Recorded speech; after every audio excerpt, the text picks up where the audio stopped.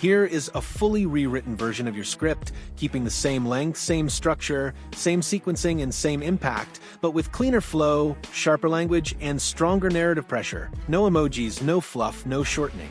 The Strait of Hormuz, the single most critical energy corridor on Earth, just went dark. Trading houses pulled their vessels. Crude carriers halted. Tankers sat motionless in open water, waiting for a route that no longer exists. Overnight, every country that depends on Middle Eastern energy lost access to it. Every country except one. There is one nation that does not route its energy through the Middle East. That nation is Canada. And what Canada has in place right now changes the global balance of power. Canada has a pipeline running directly to the Pacific Ocean, carrying 890,000 barrels of oil west every single day, not to the United States, but to Asia. Canada has an LNG export terminal on the coast of British Columbia, shipping natural gas to South Korea, with up to 170 LNG carriers per year at full capacity. Canada holds 163 billion barrels of proven oil reserves, the fourth largest on Earth, producing nearly 6 million barrels per day. Most critically, Canada has something no other major energy producer has. A route that does not touch the Strait of Hormuz, does not cross the Red Sea, and does not pass through a single global choke point. 10 days to Asia. The Middle East route takes 20, if it is even open. Every country that just lost its energy corridor is now looking at the only country that does not need one. And that country has been preparing for this moment for years. Here is where this becomes brutal for American consumers. The United States imposed 25% tariffs on Canadian energy, called Canada the 51st state, told the world America did not need Canadian oil.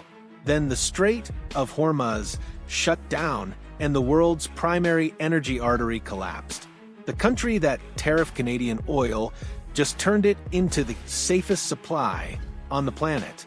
The country that said, "We don't need you," just triggered the crisis that proves it does. And Canada is now repricing its energy to reflect that reality. For years, Canadian oil sold at deep discounts to American buyers, often $40 to $60 per barrel, while Middle Eastern oil moved at discounts closer to $10. That pricing structure only made sense when the United States was Canada's only customer and Middle Eastern supply dominated global markets. But oil priced at $10 is worthless if it cannot move. And when global prices surge, $100 Canadian oil is no longer expensive. It is extremely profitable.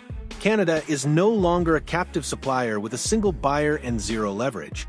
Canada now has options, and the world is lining up. India, a nation of 1 billion people, imports roughly 90% of its oil. Nearly half of that supply flowed through the corridor that just shut down. India holds less than 10 days of emergency reserves. Their top diplomat turned to Canada and said 7 revealing words. "We are willing to buy whatever Canada is offering. Not some.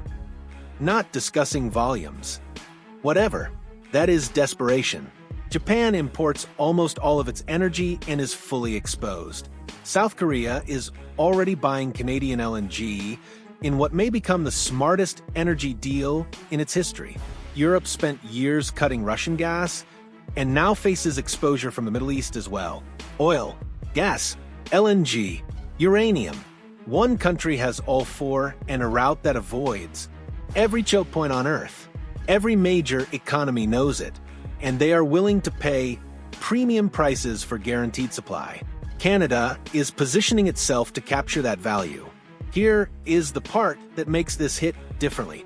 The United States did not just insult Canada, it accidentally built Canada's new customer base. 6 months ago, Washington told India to stop buying Russian oil. India complied and replaced it with Gulf oil, the very oil that can no longer move. America forced India off Russian supply. Then the corridor India depended on shut down. And now India is buying Canadian oil at prices reflecting global scarcity, not captive discounts. The timing borders on unbelievable. February 26th. India's High Commissioner says Canada must act like a global power. February 27th. Canada's Prime Minister lands in Mumbai for a 4-day trade mission.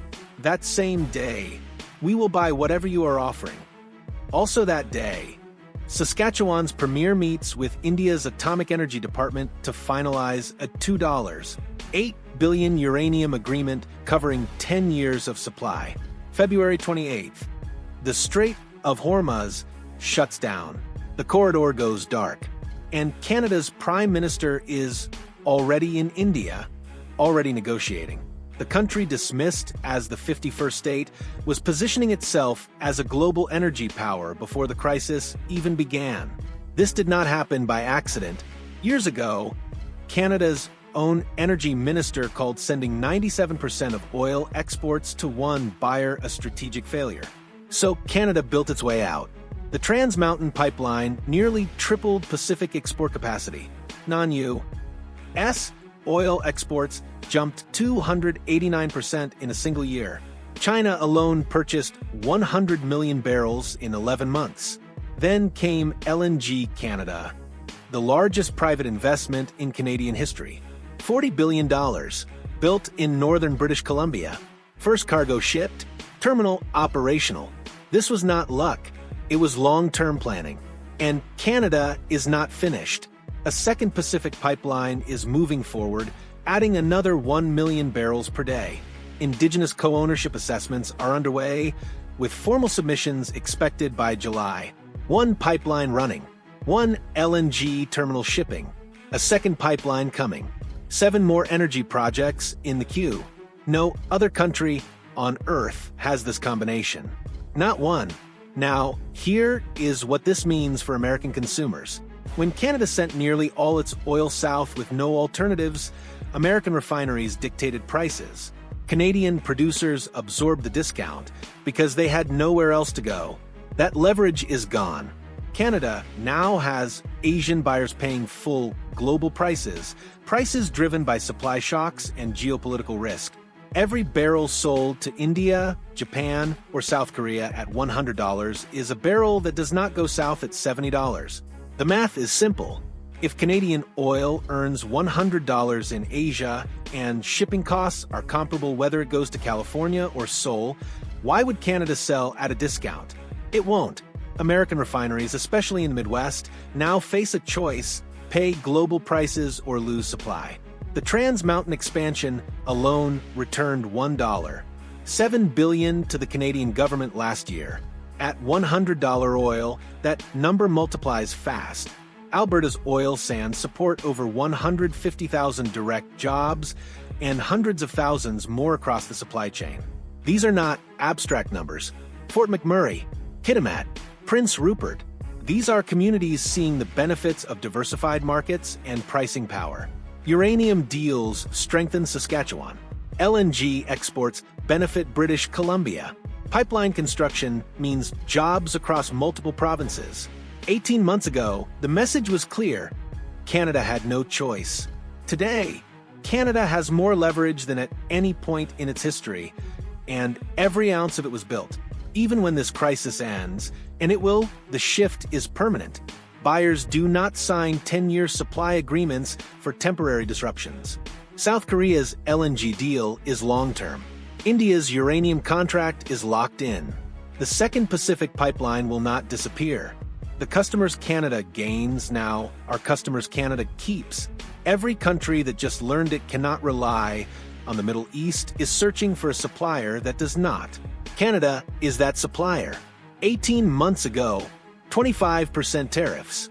America doesn't need Canada. Today, 163 billion barrels of reserves, a Pacific pipeline running, an LNG terminal exporting, another pipeline coming, 7 more projects advancing, the world's second-largest uranium producer, and a prime minister signing deals in Mumbai while the Strait of Hormuz shuts down. What happens next is simple. Watch gas prices when markets open Monday.